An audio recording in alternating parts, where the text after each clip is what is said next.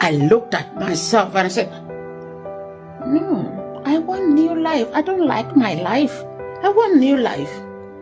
So as I was contemplating this one or desiring to go forward, my best friend Helen Okipi came and said, Nasejang, let's go and have this new life. And I said, well, let's go. So one of the evangelists prayed for Helen, and I went and knelt before the other evangelists. They were visiting, I don't know whether from Europe or from anywhere, America maybe, I don't know. So the one was supposed to lead me and pray with me to have new life explained to me that he was going to lead the prayer and I was to repeat after him only the bit that concerns me. Any bit that doesn't concern me, to leave it out. I had everything. Plain English, I understood. But the moment the preacher started to pray, I did not hear a word. Not one word. The evangelist prayed until he said, Amen. Then I heard Amen. That left me so empty. I still want to have this new life that prayer can give. So I got up, I decided to go to the other evangelist who had prayed for my friend Helen. I knelt down there. And this evangelist also repeated exactly the explanation that his friend had said to me. I understood it. And the moment he started to pray, from the very first word, I heard it. And I heard him to the end, and I repeated everything he was saying. Amen. Amen. And when it came to the time when we both said Amen, I felt as if there was a veil plastered on my face. Wow. And that veil was pulled, and I could hear it. Thank you. You know the way you pull out the adhesive sellotape from a parcel? Yeah. That is the sound that I heard.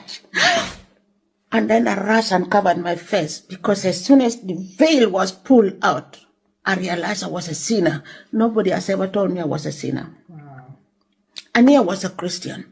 I knew I was good. I did everything a good girl could do. But as soon as I said Amen, I had to cover my face.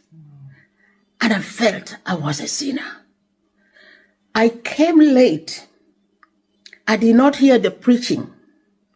Nobody told me anything. But the feeling that I was a sinner, I didn't understand. And right away, after I was leaving that place, so many things crossed my mind. I had a bottle, an open bottle of what we call Uganda Warege. That's a national brew from Uganda. And I had just collected it from my cousin who works there at the factory. And my desire was to go and pour off the alcohol. Nobody told me to pour the alcohol. Nobody told me anything about anything. And then another spirit inside me said, what, you're up here.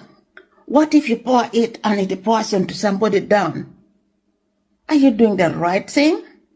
And then another part of me said, okay, break the bottle so that you are no longer held captive by alcohol, because I was a very good drinker, I tell you. I used to drink and get drunk on very little, because I started to prepare alcohol and distill alcohol.